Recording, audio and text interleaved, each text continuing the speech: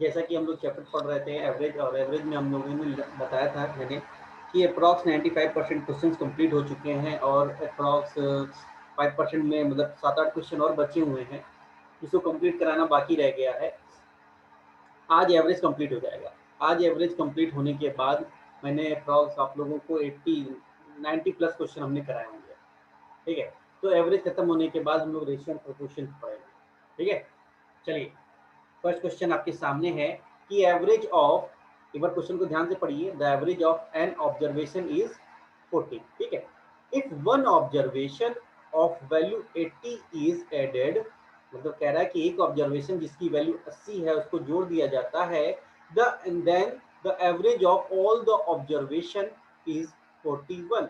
Then average of all the observation कितना हो जाता है? 41 हो जाता है। तो पूछ रहा है स्टार्टिंग में ऑब्जर्वेशन जो एन की वैल्यू थी वो कितनी थी। ठीक है, तो मैंने इसको करना बताया है कि एन ऑब्जर्वेशन, मेरा कॉन्सेप्ट जो था मैंने बताया था, एन ऑब्जर्वेशन का एवरेज आपको कितना दिया है? 40 दिया है। ठीक है, एक ऑब्जर्वेशन यहाँ पर बढ़ रहा है, यहाँ से देखिए एक ऑब्जर्वेशन यहाँ से बढ़ गया तो ये कितना हो गया? n+1, और इसकी वजह से एवरेज जो है एक इंक्रीज कर जा रहा है। यहाँ पर देखिए 40 से 41 हो जा रहा है, तो एवरेज भी कितना इंक्रीज कर जा रहा है? 1 का 41 हो गया। ठीक है, उसके बाद आपको मैंने बताया था कि अगर ये फ्रेम में आ गया हमारे, तो फ्रेम में आने के बाद क्या करते हैं कि +1 से मल्टीप्लाई कर देंगे, 41 ही हो जाएगा। तो +1 इंटू 41 प्लस, और एन से मल्टीप्लाई कर देंगे ये इंक्रीज वाला एवरेज का, ये हो जाएगा एन। ये किसकी वजह से हुआ? किसकी वजह से हुआ? 80 जो मैंने बढ़ाया, ये नेक्स्ट ऑब्जर्वेशन जो जिसकी वैल्यू 80 है उसको मैंने बढ़ाया, इसकी वजह से हुआ। तो यहाँ पर आपको दिख रहा है कि एन की वैल्यू कितना आ जाएगा? 39। तो ऑब्जर्वेशन हमारे स्टार्टिंग में कितने थे? 39। 2019 सीपीओ का क्वेश्चन था, 2019 सीपीओ का क्वेश्चन था 39। समझ में आया? देखिए मैंने कहा था कि एवरेज और एलिगेशन दोनों क्या होते हैं? सेम होते हैं, एक खाली के चट्टे बट्टे होते हैं। ठीक है, तो देखिए हम इस क्वेश्चन को अगर एलिगेशन से करना चाहते हैं,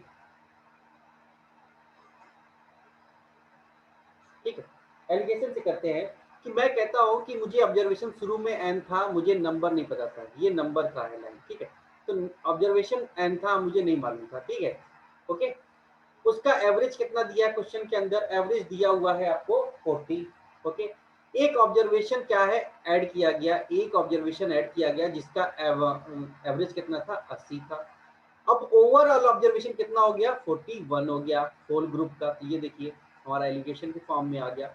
यहाँ से देखिए ये हो जाएगा 1 और ये हो गया ये कितना? 39। देखिए 1 यहाँ पर जो आया ये नंबर का रिजल्ट आता है। एवरेज का जब मैं कंपेयर करूंगा एलिगेशन से तो ये नंबर का रिजल्ट आता है। तो यहाँ पर देखिए 1 क्या है? 1 के मल्टीपल पे रखा हुआ है। तो यहाँ पर देखिए कि ये 39 जो आया हुआ है ये किसकी वैल्यू है? एन की वैल्यू है। ठीक है, तो ये क्या हो जाएगा? यहाँ से 39 यहाँ से भी आ गया। ओके, एलिगेशन से भी यहाँ इसको लगा सकते हैं। कोई डाउट अभिनव?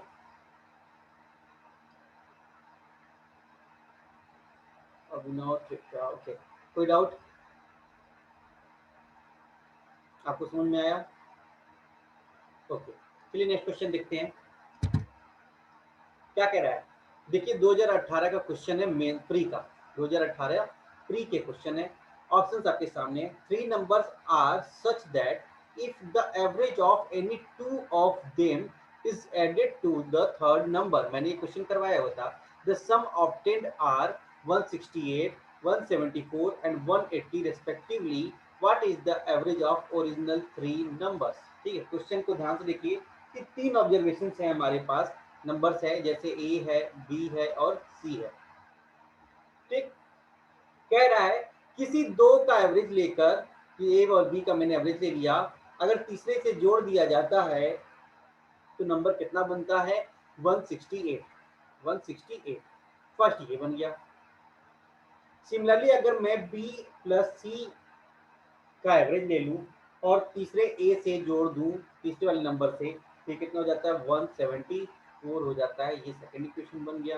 ठीक, थर्ड मैंने बताया कि सी प्लस ए का एवरेज ले लूं और उसको मैं थर्ड नंबर से जोड़ दूं, थर्ड वाले नंबर से, तो कितना बन जाता है? 180 बन जाता है। तीनों इक्वेशन आपको बन गया। अब आप अगर तीनों इक्वेशन को अगर ऐड कीजिएगा तो क्या बन जाएगा? 2a plus b plus c divided by 2 plus a plus b plus c equal to, आप क्या करेंगे, सभी को ऐड कर देंगे। ऐड करेंगे तो ये हो जाएगा 2, और यहाँ से 8 8 7 15 15 15 6 21 21 2 22 बिंदु 5 522। देखिए 2 से 2 कैंसिल आउट हो गया, यहाँ पर 2 बन जाएगा ए बी सी। तो ए बी सी की वैल्यू कितना हो जाएगा, ए प्लस बी प्लस सी की वैल्यू कितना हो जाएगा 522 डिवाइडेड बाई 2। ठीक है, ये कितना आ जाना चाहिए 261।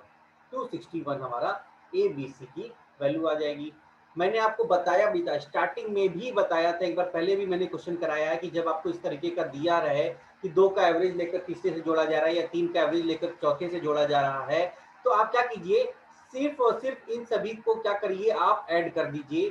तो आपको ये जो नंबर्स दिए हुए हैं, ये ए प्लस बी प्लस सी, ये क्या है, इन सभी को ऐड करने के बाद क्या करेंगे, इससे डिवाइड कर देंगे। तो 168 प्लस 174 प्लस 180 क्या, और डिवाइड करने के बाद 2 से डिवाइड कर देंगे, तो ये ए बी और सी की वैल्यू आ जाएगी।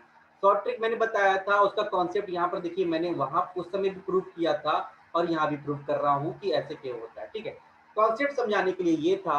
एग्जाम के ड्यूरेशन में आपको इसको 15 सेकंड में क्वेश्चन अगर करना है, तो आप डायरेक्ट क्या करेंगे, एबीसी की वैल्यू निकालने के लिए इन तीनों नंबरों को ऐड कर कर 2 से डिवाइड कर देंगे, तो आपको आ जाएगा 261 आ गया।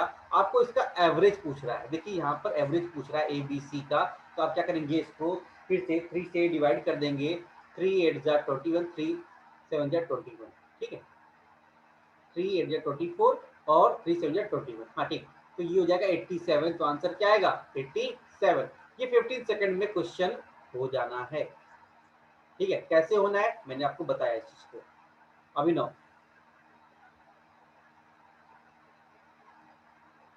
ठीक, तो आप एग्जाम में अगर ये क्वेश्चन दिखे तो डायरेक्ट आप क्या करेंगे, सभी नंबर्स जो दिए हुए तीनों नंबरों को ऐड कर कर 2 से डिवाइड कर देंगे, तो आपको एबीसी की वैल्यू मिल जाएगी।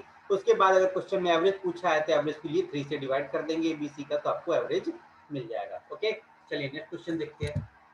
हाँ, ये क्वेश्चन अच्छा है, मेंस 2018 का क्वेश्चन है। मेंस 2018 का क्वेश्चन है, कह रहा है the average of 13 numbers.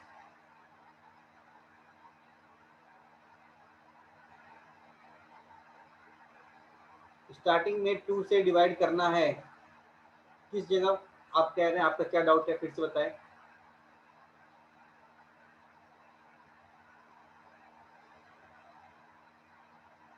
Starting में आपको करना क्या है, डायरेक्ट अगर आपको इस तरीके का क्वेश्चन अगर दिया हुआ है, तो डायरेक्ट ये नंबर्स जो दिए हुए हैं उनको 2 से डिवाइड कर दीजिएगा, तो ये आपको ए बी सी की वैल्यू मिल जाएगा डायरेक्ट। और कैसे ये हुआ, ये ट्रिक कहाँ से आया, ये ट्रिक यहाँ से आया जो मैंने अभी कॉन्सेप्ट बताया पूरा प्रोसेस कर कर, कि देखिए 2 से 2 यहाँ कैंसिल आउट हो जाएगा, तो यहाँ पर देखिए 2 ABC बचा रह जाएगा, तो ABC की वैल्यू निकालने के लिए 2 से डिवाइड कर देंगे।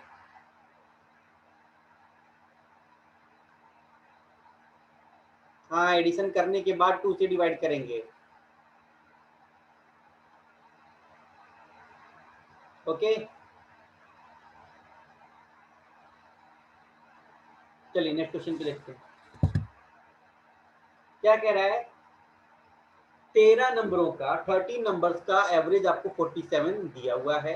The average of first 3 number is 39 and the next 7 number is 49।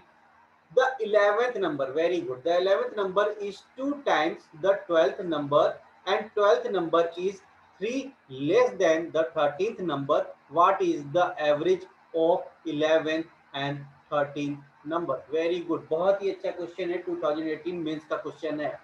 ठीक है, क्वेश्चन को ध्यान से देखिएगा, मैंने क्या बताया था, एक बार पढ़ लीजिए क्वेश्चन को आराम से, कोई डाउट लगे तो बताएं। ठीक है, कह रहा है कि 13 नंबरों का औसत कितना दे रखा है। जैसे आप ये समझ लीजिए कि 13 लोग गए किसी होटल के अंदर और औसतन 47 रुपए खर्च हुए। औसतन 47 रुपए क्या है, खर्च होने हैं। ठीक है, फिर से क्या कह रहा है कि पहले 3 ने क्या दिया, 39 रुपए दिए। तो पहले 3 लोगों ने 39 रुपए दिए, तो क्या किया भाई, हमारे औसत से कितना कम दिया है, तो आप कहेंगे 8 रुपए कम दिए। कितने, एक ने, तो 3 ने कितने कम की दिए होंगे टोटल, माइनस 24 रुपये आपको कम दिए होंगे। फिर कहता हूँ क्या कि नेक्स्ट 7 नंबर्स जो अगले 7 लोग हैं वो 49 रुपये देते हैं। तो अगले 7 लोग जो हैं वो क्या कह रहे हैं, 49 रुपये दे रहे हैं। तो औसत से हमारे कितना ज्यादा दे रहे हैं कि कम दे रहे हैं, आप कहीं ज्यादा दे रहे हैं, कितना 2 रुपये ज्यादा दे रहे हैं। कितने लोग, 7 लोग। तो टोटल कितने हो गए भाई, ये 14 हो गए। तो ध्यान से देखेंगे जब मैं इनको क्या करूंगा, ऐड करूंगा, मैं क्या करूंगा इन सभी को एवरेज के साथ ऐड करूंगा। आपको ध्यान से देखेंगे यहाँ पर, ठीक है। तो यहाँ पर देखिए कि ये 10 रुपये, मैं पहले यहाँ पर देखिए इस चीज को कि ये हमारा जो है 10 रुपये का क्या है, घाटा दिख रहा है। 10 रुपये का मुझे घाटा दिख रहा है। औसत हमारा क्या है, 47 रुपये है। 10 रुपये का मुझे घाटा दिख रहा है। बाकी कितने लोग बच गए, 7 3 10 लोग हो गए। तो 3 लोग बच गए, 11वां, 11th, 12th और 13, 3 मेंबर्स बच गए। ठीक। अब मैं कहता हूं कि औसत के हिसाब से इन तीनों का कितना होना चाहिए सम। तो आप कहेंगे 47 गुणे 3 कर दीजिए, ठीक है। तो आपको टोटल मिल जाएगा कि 11वां, 12वां और 13वें को कितना देना है। ठीक। अच्छा, उसके साथ साथ ये भी देखिए कि ये जो 10 रुपए कम पड़ गए हैं, ये 10 रुपए जो कम पड़ गए हैं वो भी किसको देना है, इन्हीं को देना है। तो ये क्या करेंगे, औसत 47 करने के लिए, औसत 47 करने के लिए 10 रुपए कौन देंगे, ये तीनों मेंबर देंगे। तो ये 10 रुपए एक्स्ट्रा कौन देगा, ये तीनों मेंबर देंगे। यहाँ पे बात समझ में आया। ठीक। अच्छा, एक चीज और भी कह रहा है क्वेश्चन के अंदर, देखिए कि 11th number is 2 times the 12th number. 11th number is 2 times the 12th number. तो मैं 11th नंबर को, 12th नंबर को x मान लेता हूं। तो 11th नंबर जो है 2x हो जाएगा, ठीक है। And the 12th number is 3 less than the 13th number. अब 12th नंबर जो है वो 3 कम है किससे, 13th नंबर से। तो ये 13th नंबर कितना होना चाहिए, x प्लस 3 होना चाहिए। बाकी चीजें समझ में आ गई। यहाँ पर 11, 12 और 13 तीनों का सम देखिए क्या होना चाहिए, इक्वल टू 47 इंटू 3 प्लस 10 होना चाहिए। यहाँ से दिख जाएगा 4x, यहाँ से दिख जाएगा 4x प्लस 3 इक्वल टू क्या बचेगा, 47। तो यहाँ बचेगा 3 7 जा 21 और 3 7 जा 21 और 2 4 140, 141 प्लस 10। ये क्या हो जाएगा, फर्दर सॉल्व करेंगे तो 4x इक्वल टू हो जाएगा ये 151 हो जाएगा। 151 माइनस कर देंगे अगर 3 तो 148 हो जाना चाहिए। 148, तो x की वैल्यू कितना आ जाएगा, 37। x की वैल्यू कितना आ गया, 37 आ गया। अब आपको क्या पूछा है, 11th नंबर और 13th नंबर पूछा हुआ है, ठीक है। तो 11th नंबर देखिए क्या हो जाएगा, x की वैल्यू अगर 37 है तो 11th नंबर हो जाना 2x की वैल्यू मतलब हो जानी चाहिए 74, 37 दूनी 74 प्लस उसके बाद कौन सा है 13th नंबर। 13th नंबर है तो 37 प्लस 3, x प्लस 3 है तो ये कितना हो जाना चाहिए 40। इनका एवरेज मुझे निकालना है। तो 7 4 11 और 11 के बाद 114 हो जाएंगे। 114 डिवाइडेड बाई 2 कर देंगे तो कितना आ जाएगा 57। हमारा क्या आ जाना चाहिए, ये नंबर हो जाना चाहिए औसत यहाँ पर इसका 11th और 13th का। तो आंसर कहाँ है 57, first A is the answer. Okay.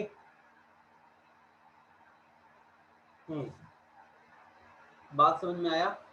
Question काफी अच्छा था, ठीक है। और इसमें कॉन्सेप्ट बने हुए थे, कॉन्सेप्ट के साथ लगाने थे इस क्वेश्चन को। और ये क्वेश्चन जब एग्जाम में आया था तो मैक्सिमम बच्चों ने इसको छोड़ा था, ठीक है। मैक्सिमम बच्चों ने इसको छोड़ा था कि उसको समझ में नहीं आया कि आखिर इसको करना कैसे है। तो बेसिक से करते तो बहुत ज्यादा टाइम टेकिंग था। ओके, चलिए।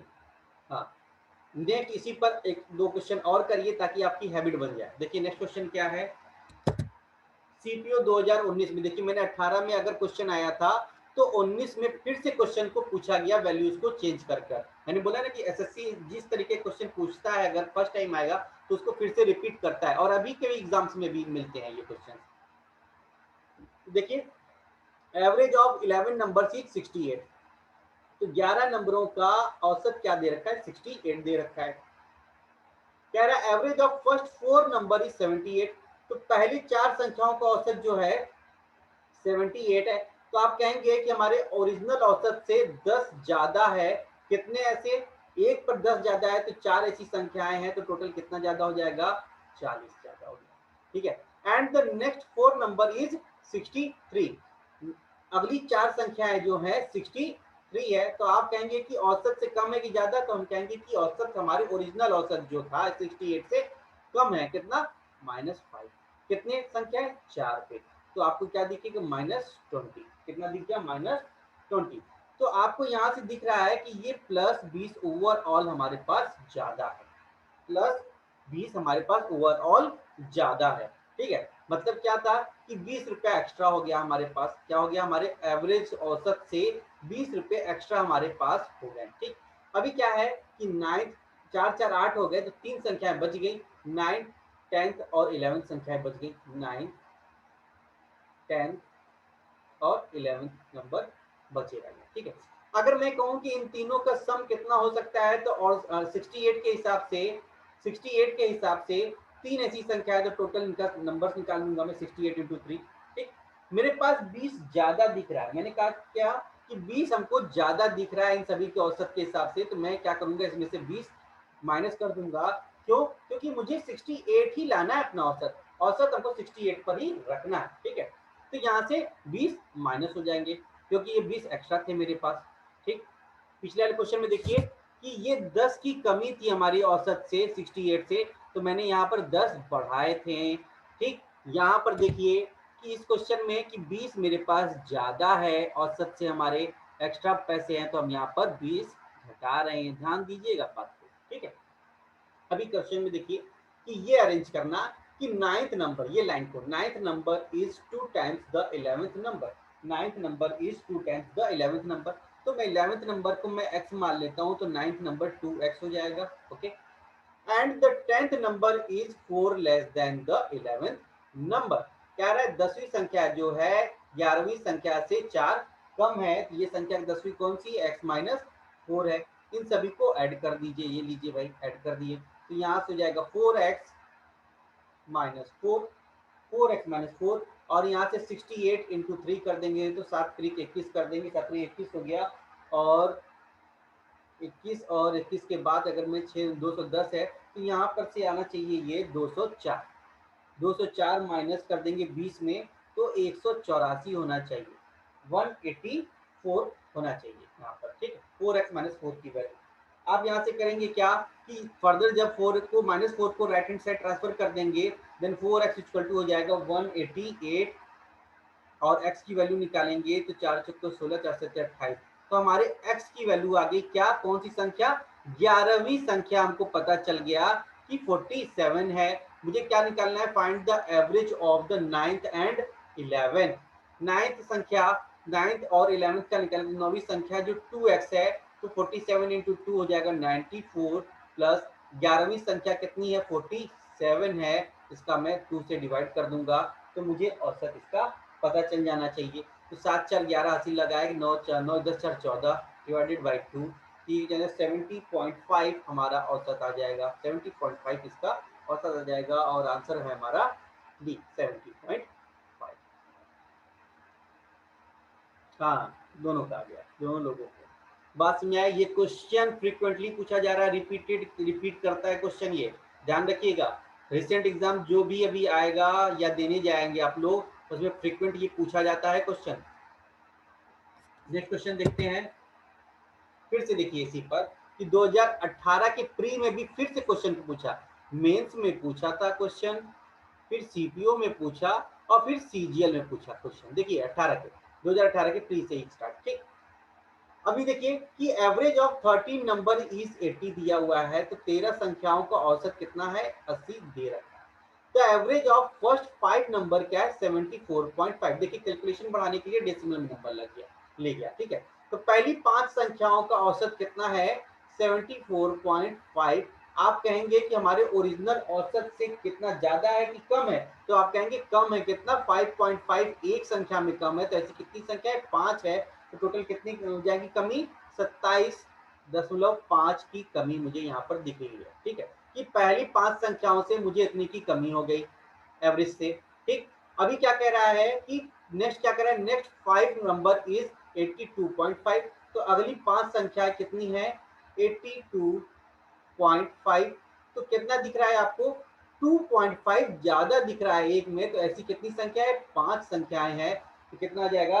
12.5 ज्यादा आपको दिख गया, 12.5 ज्यादा दिख गया। मैंने देखा कि इन दोनों से देखिए मेरी ओरिजिनल औसत तो ये 80 ही है। मैंने देखा कि इन दोनों से क्या है, एक में पहली 5 संख्याओं में 27.5 का घाटा हुआ, अगली 5 संख्याओं में 12.5 का प्रॉफिट हुआ। तो ओवरऑल मेरे पास कितना बचा रह गया? तो मैं कहूंगा कि 15 मेरे पास अभी भी कम है, 15 मेरे पास अभी भी कम है ओवरऑल में। 10 संख्याओं से मैंने औसत निकाल लिया है, तो अभी भी मेरे पास 15 की कमी है। तो बाकी कितने बच जाते? 5 5 10 हो गए, तो 3 संख्याएं और बची रह जाती हैं। 3 संख्याएं कौन कौन सी बची रह जाती हैं भाई? 5 5 10 हो गया, तो 11वां 11 12 और 13 संख्या बची रह जाएगी। मैं कहता हूँ 80 की औसत से इनका टोटल नंबर्स कितने हो जाएंगे? तो 80 की औसत से 3 निकाल दिए, ये औसत निकल गया। उसके बाद ये दिख रहा है 15 की कमी हो गई, तो 15 की कमी ये भरपाई कौन करेगा? तो ये 3 संख्याएं ही करेंगी। तो क्या करना पड़ेगा? इनको 15 और इंक्रीज करना पड़ेगा। क्वेश्चन में ध्यान दीजिएगा, यहाँ माइनस था तो मैंने यहाँ पर प्लस किया, तो 15 की भरपाई इनको ही करना पड़ेगा। फिर क्या कह रहा है? 11th number is 6 more than the 12th number and 12th number is 6 less than the 13th number. Very good. ठीक है। अब क्या कह रहा है? फिर से ध्यान से पढ़िएगा इस लाइन को कि 11th number is 6 more than 12th number. ठीक, तो मैं कहता हूँ 12th नंबर अगर x है तो 11th नंबर क्या है? x प्लस 6 है। अभी कह रहा है 12th number is 6 less than the 13th number, तो 13वीं संख्या क्या है? 12वीं संख्या से 6 ज्यादा है, या उल्टा कह दीजिए कि 12वीं संख्या 13वीं संख्या से 6 कम है। ये क्या? x प्लस 6 है, x प्लस 6 है। तीनों को आप क्या कर दीजिए? ऐड कर दीजिए, क्योंकि ये जो वैल्यू है ये किसको पे करना होगा? 11, 12 और 13 को मिलाकर मुझे पे करना होगा। ठीक है, तो यहाँ पर क्या वैल्यू आ जाएगी? 3x प्लस 12, और यहाँ से 8 3 24, 24 240 हो गया, और 15 255। 255 के बाद अगर मैं 12 ट्रांसफर कर दूंगा उधर, तो 3x की वैल्यू कितना 12 जाएगा? तो 243, 243 हो गया। और यहाँ से x की वैल्यू निकालेंगे तो 81 आ गया, x की वैल्यू 81 आ गया। और x हमारा क्या है? ये 12 नंबर हमको पता चल गया कि 81 है। मुझे क्या पता करना है? एवरेज ऑफ 11th और 13th।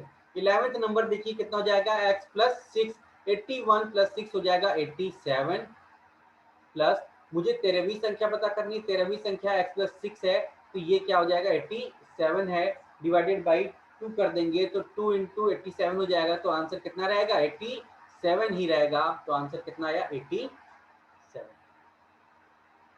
ओके, कोई डाउट यहाँ तक?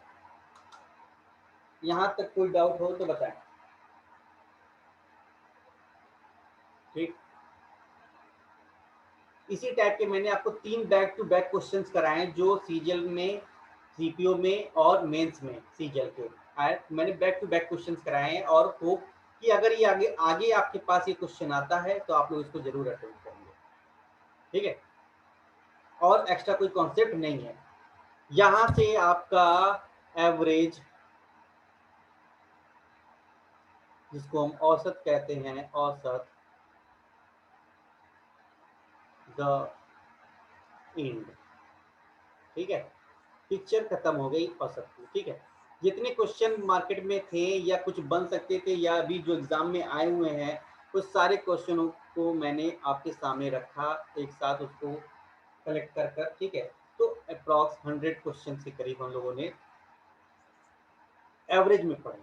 ठीक है, मोर देन सफिशियंट है, कहीं और भी भटकने की जरूरत नहीं है आपको। ठीक है, एक्स्ट्रा कुछ नहीं है, इसी के अंदर से ही बनेंगे, जितने क्वेश्चन भी बन सकते हैं इसी में से ही बनेंगे। ठीक है, अब आगे बढ़ते हैं। अब हम आगे पढ़कर एक और नए चैप्टर की तरफ अग्रसर होते हैं। आप और हम एक साथ देखते हैं नेक्स्ट चैप्टर क्या है। जैसा कि डिस्कस किया गया था कि नेक्स्ट चैप्टर हम लोग पढ़ेंगे रेशियो एंड प्रोपोर्शन। ठीक है, जिसको आप लोग हिंदी में कहते हैं क्या है? अनुपात एवं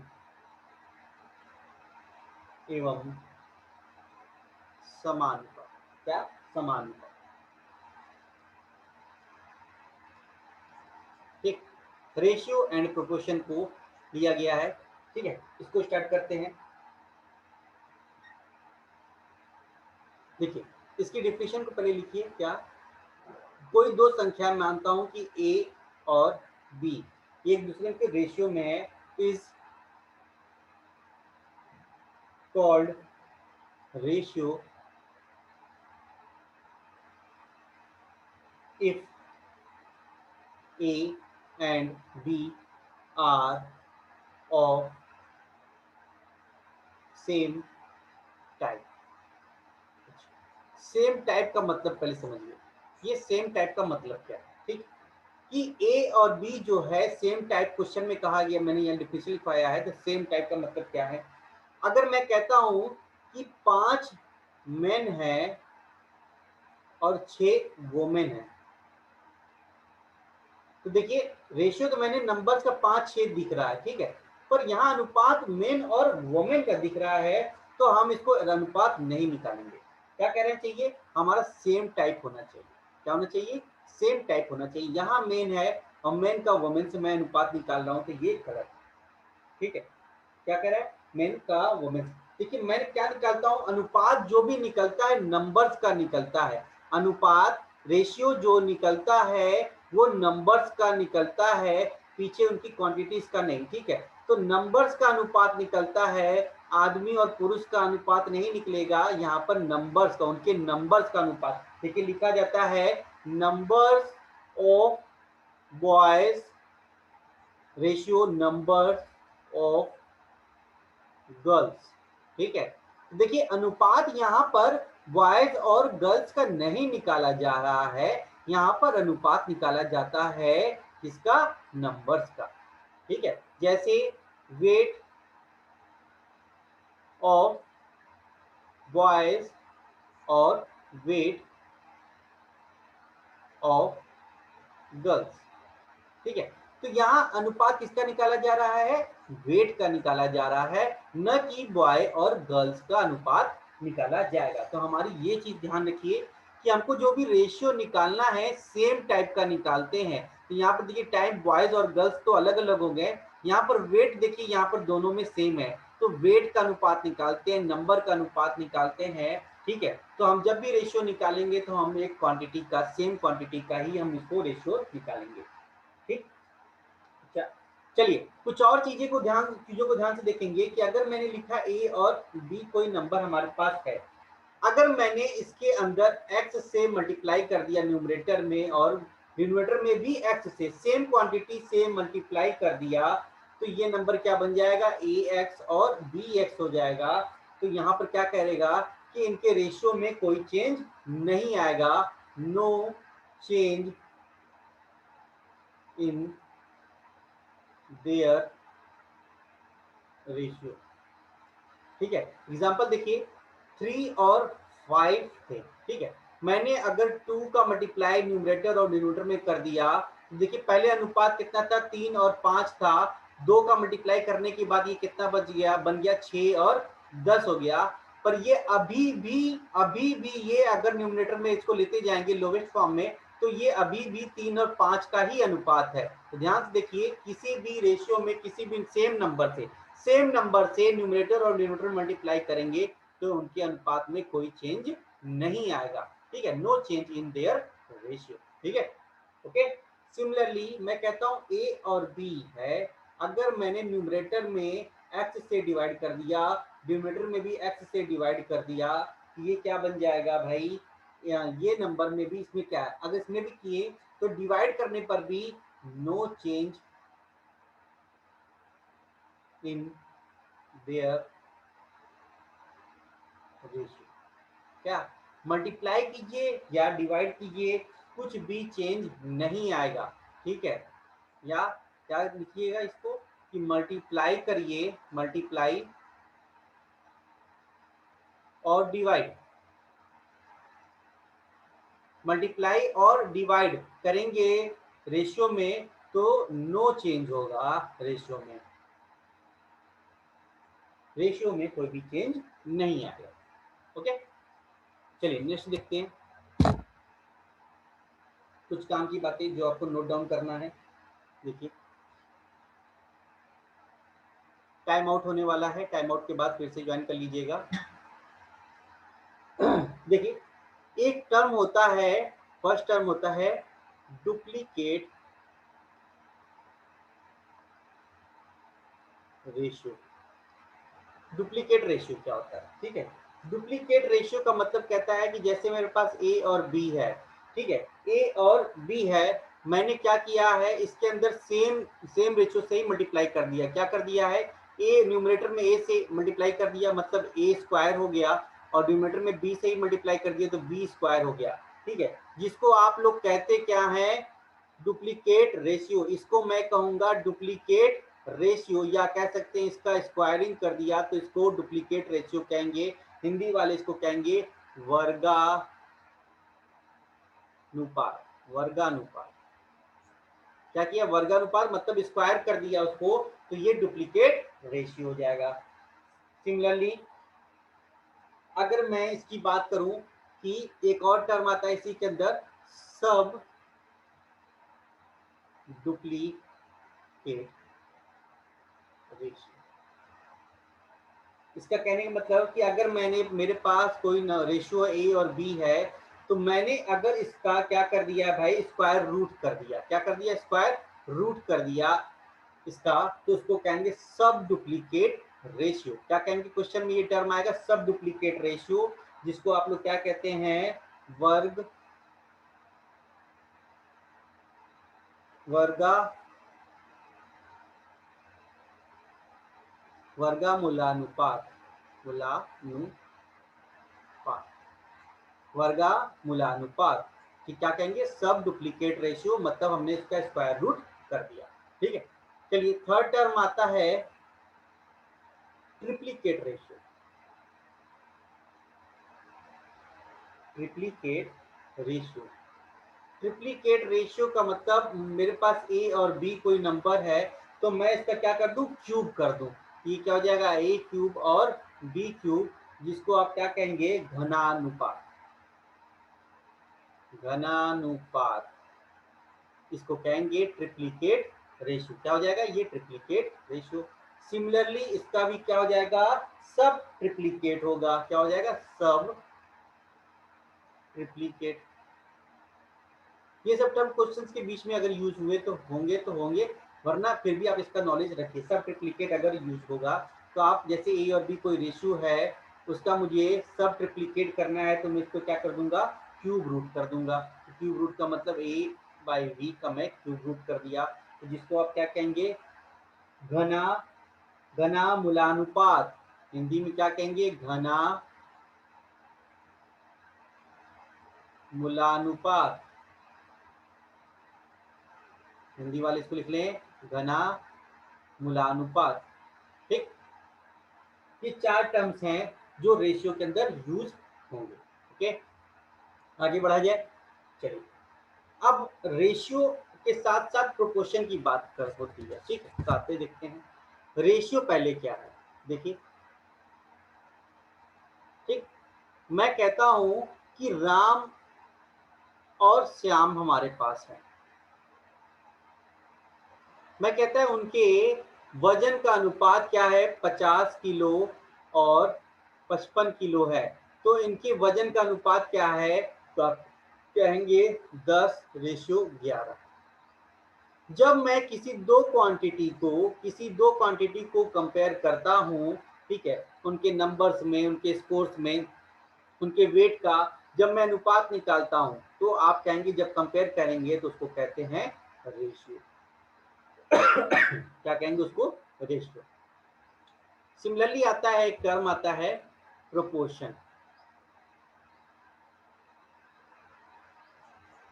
क्या आएगा, प्रोपोर्शन। मैंने दिखाया क्या कि राम और श्याम के वेट का अनुपात आपको 10:11 दिख रहा है। सिमिलरली मैं कहूं कि मोहन और सोहन के वजन का अनुपात क्या है, तो आप कहेंगे 45 है और 65 है, तो आप कहेंगे कि 5 9 जा 5 9 45 और ये 13, तो इनके वजन का अनुपात क्या हो जाएगा, 9:13 दिख रहा है आपके इनके वजन का अनुपात। तो मैं क्या कहूंगा कि जब इन दो रेशियो को मैंने क्या है कि राम और श्याम का जो वजन का अनुपात है, अगर मैंने उसको मोहन और सोहन के साथ अगर कंपेयर करना है, तो उस जगह पर क्या लिखे लगाएंगे, ये टर्म लगाएंगे, क्या कहेंगे इसको, प्रोपोर्शन। ये साइन जो आपको दिख रहा है इसको कहेंगे प्रोपोर्शन। मतलब दो रेशियो को अगर आपस में कंपेयर कर रहे हैं, जैसे राम का श्याम से साथ कर रहे हैं और उसके साथ ही मोहन और सोहन का भी, मोहन और सोहन का भी अगर वजन का अनुपात मैं कंपेयर कर रहा हूं, ठीक है, तो आपको ये दिखेगा, जो ये टर्म बना यहाँ पर देखिए, जिसको कहते हैं प्रोपोर्शन।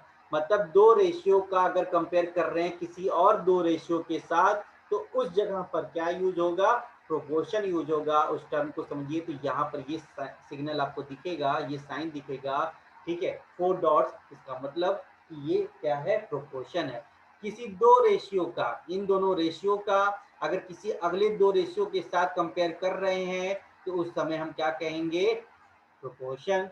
और यदि सिर्फ दो रेशियो को, दो नंबर्स को आपस में कंपेयर कर रहे हैं, तो उसको हम रेशियो कहेंगे। तो रेशियो एंड प्रोपोर्शन का मतलब ये होता है, इसको आप ध्यान से समझ लीजिए, ठीक है। आगे बढ़े।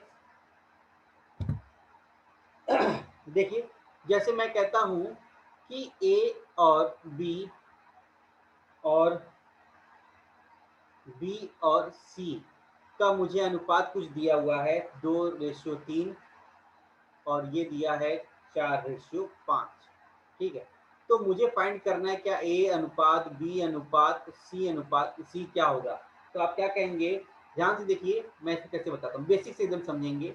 ए रेशियो बी, ठीक, और रेशियो सी मुझे निकालना है। तो पहले ए बी की वैल्यू आप रख दीजिए यहाँ पर 2 और रेशियो 3, ठीक, यहाँ पर दिख गया। और उसके बाद बी और सी का अनुपात क्या दिखा हुआ है, 4 और 5 है, ठीक है, ये दिया हुआ, ठीक।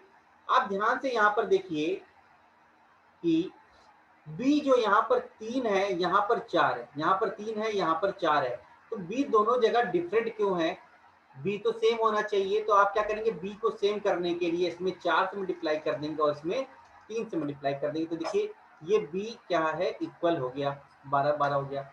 जब आपने यहाँ पर 3 से मल्टीप्लाई कर दिया है, तो यहाँ पर भी 3 से मल्टीप्लाई करेंगे और यहाँ पर किससे मल्टीप्लाई करेंगे, यहाँ पर देखिए 4 से किया है तो 4 से मल्टीप्लाई करेंगे। तो ये अनुपात कितना हो जाएगा, 8:12:15, 8:12:15, ठीक है। तो इनका रेशियो कितना आ गया, नहीं 8, हाँ यहाँ सॉरी 8:12:15, इसका आंसर दिया, ठीक। चलिए, एक और कॉन्सेप्ट से मैंने बताया था आपको कि A ratio B ratio C अगर आपको दिया हो तो कैसे निकालेंगे। आप ध्यान से देखिए कि मैंने कहा कि ए बी का रेशियो 2:3 दिया हुआ है और बी सी का रेशियो दिया हुआ है 4:5। मेरा ये ट्रिक है, माई कॉन्सेप्ट ये है, मेरा कॉन्सेप्ट ये है यूज करने का, ठीक है। क्या कि 2:3 और 4:5 दिया है, तो मैं क्या कहता हूं कि अगर मैं इस 3 से चल रहा हूं, मैंने जैसे बताता हूं ना कि जिस स्पीड से अगर आप चलने कोई बाइक चला रहे हैं, अगर खाली रोड आपके सामने दिख जाए, तो जिस स्पीड से चल रहे हैं तो आप अपनी स्पीड कम नहीं करेंगे, उसी स्पीड से आगे बढ़ेंगे। तो मैं कह रहा हूं कि यहाँ से बी से चल रहा था, मुझे आगे खाली रोड यहाँ पर दिख गया, तो मैं इसी स्पीड से आगे बढ़ूंगा, मैं स्पीड को अपनी कम नहीं करूंगा, ठीक है। तो मैं क्या करता हूँ कि 3 को ही आगे बढ़ा देता हूँ। चलिए, सिमिलरली मैं यहाँ पर 4 से आगे बढ़ रहा था, तो आगे देखा मुझे रोड खाली दिख रही है, तो मैंने क्या किया, 4 से बढ़ रहा था तो इसी 4 से आगे मैंने बढ़ा दिया स्पीड से। तो यहाँ पर जब मैं इसको 4 को आगे बढ़ा दिया, तो ये देखिए 8:12:15, यहाँ पर भी निकल गया। दोनों कॉन्सेप्ट है अपना, ठीक है, अपना अपना कॉन्सेप्ट है, इस चीज पे ध्यान दीजिए। देखिए लिंक भी एक्टिवेट होने वाला है, फिर से रिज्वाइन कर लीजिएगा। चलिए आगे बढ़ते हैं।